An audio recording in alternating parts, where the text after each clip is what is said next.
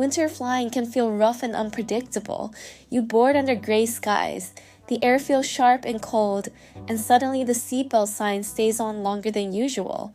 Pilots know why. They train for it, they plan for it, and they want you to understand what is happening above the clouds. Because when you know the playbook, the bumps and the waves make sense. Today we will explain winter turbulence and weather delays in plain language. We will show how pilots read the sky like a map. We will talk about jet streams, icing, runway friction, and air traffic flow. We will share what you can do to travel smoother, safer, and with less stress. Think of this as your winter flight brief, clear, honest, and practical. And one more thing, turbulence is uncomfortable, not unsafe. Airplanes are built to handle it. Your crew is trained to avoid the worst of it, and to keep you safe. Winter flying is shaped by powerful temperature contrasts. Cold, dense air pushes from the poles. Milder, moist air rides in from the oceans. Where these meet, you get fronts, fast winds aloft, and busy storm systems. That mix creates the two things passengers notice most: bumpy rides and longer delays. Up high, the jet stream speeds up in winter. Think of it like a river of air, thousands of miles long, moving faster when the temperature difference grows. Pilots plan routes to use or avoid that river.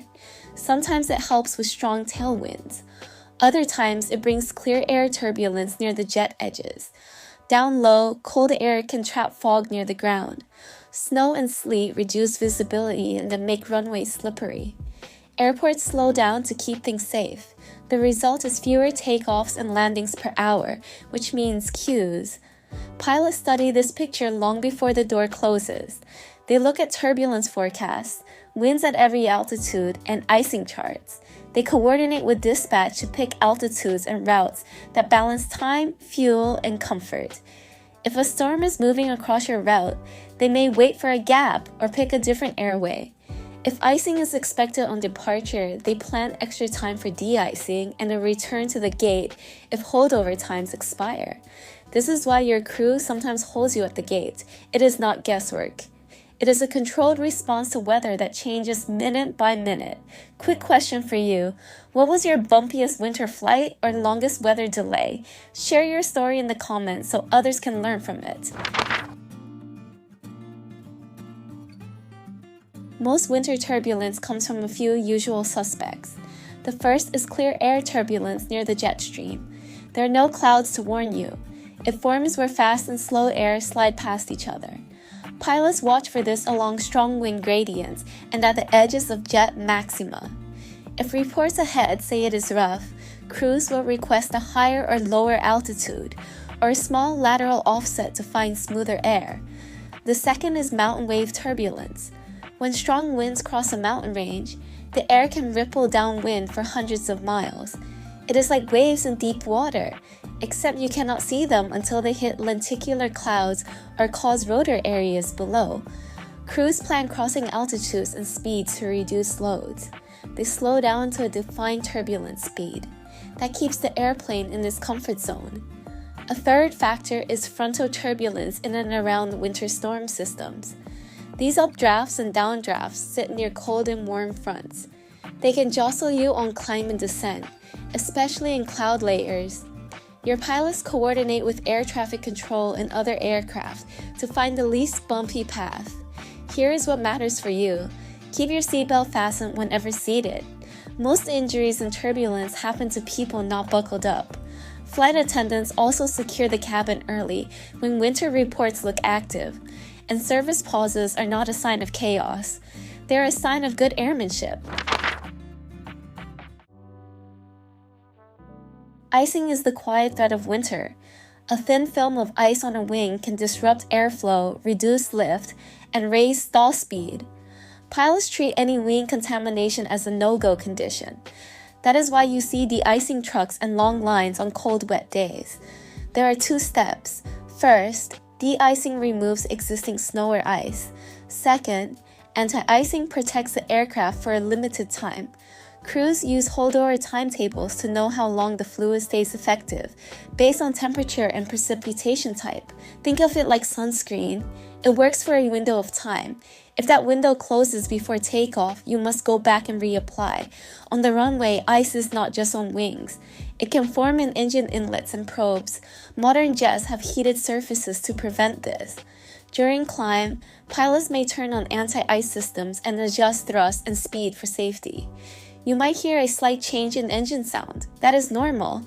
Sometimes the safest choice is to wait. If precipitation changes from light snow to sleet, holdover times can shorten dramatically. If the queue to the runway is too long, taking off near the end of the protection window is not acceptable. The crew will return for another spray.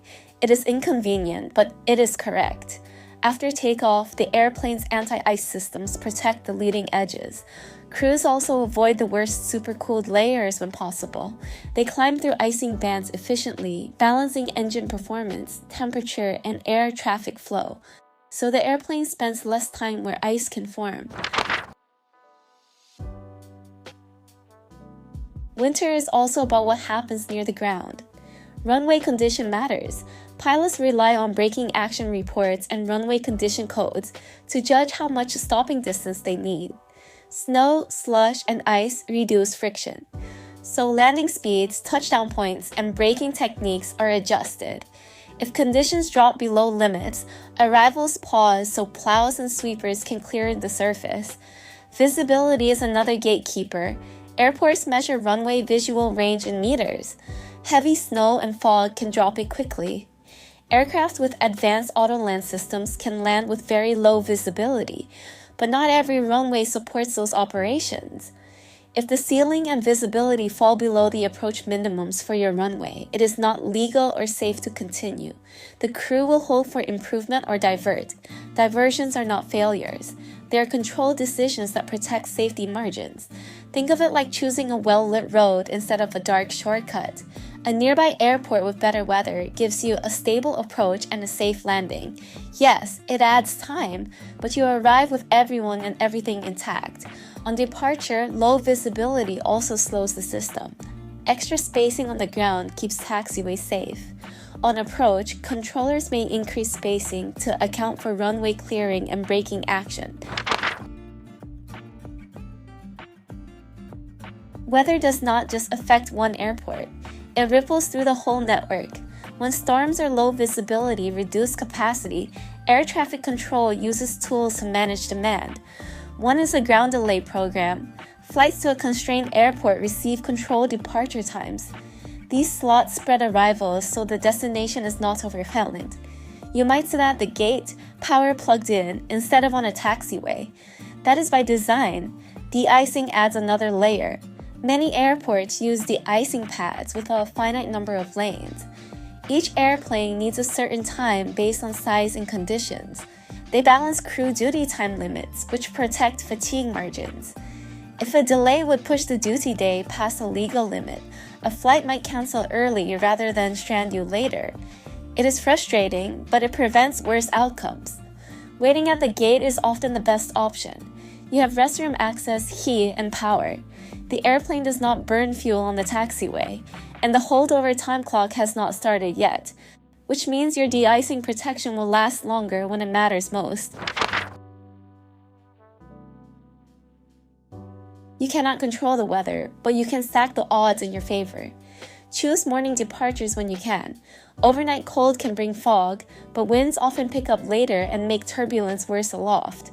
Early flights also reduce the domino effect from earlier delays. In winter, a 1-hour layover can vanish. 90 minutes or 2 hours is more realistic. Pick hubs with multiple daily flights to your destination. If one cancels, you have options. If your route crosses big mountain ranges and strong winter winds, consider a direct flight that avoids an extra climb and descent. Aircraft type matters a little. Larger jets have more mass and feel steadier in choppy air. That said, modern regional jets handle turbulence well and are certified to the same safety standards. Seat choice can help comfort. Over the wing is closest to the center of lift and feels slightly smoother than the tail. Keep meds, chargers, and a warm layer in your personal item. When the ride turns rough, pilots follow a well-tested plan. First, they slow to the turbulence penetration speed. Think of it as the airplane's shock absorber setting. It reduces the structural loads and makes the motion more manageable. Next, they secure the cabin by turning on the seatbelt sign and coordinating with the cabin crew. Hot liquids pause, cars get parked, and flight attendants take their seats. Crews also talk to air traffic control. They request altitude changes or small route tweaks. Sometimes moving just a few thousand feet finds a better layer. They gather reports from aircraft ahead to guide the next step. If the forecast mismatch is large, they reassess the route. Modern weather radar helps dodge convective cars in winter squalls, but it does not see clear air turbulence. That is why pilot reports matter so much. Communication is part of the job. A calm update from the cockpit helps everyone breathe easier. Winter flying asks for patience, planning, and trust. Pilots study the jet stream. They respect icing. They work with air traffic control to keep the network moving safely. And they make conservative choices when the runway or the sky says, "Not today." That is not caution for its own sake. It is professionalism. Your part is simple: book smart and build buffers, choose early departures when you can, and keep essentials with you. Sit over the wing if you like a steadier ride. Stay buckled whenever seated. When the sign comes on, tuck loose items away. Let the pros work the plan. The bumps will pass. The crew will find the smoother air, or they will slow down and ride it out. And if a delay shows up, remember that a safe wait beats a rushed takeoff every time. Now, I would love to hear from you. Post your best winter travel question or your most surprising winter flight lesson in the comments. Your experience can help someone else fly calmer this season. Thanks for watching and for flying with respect for the weather and the people who guide you through it. See you on the next flight.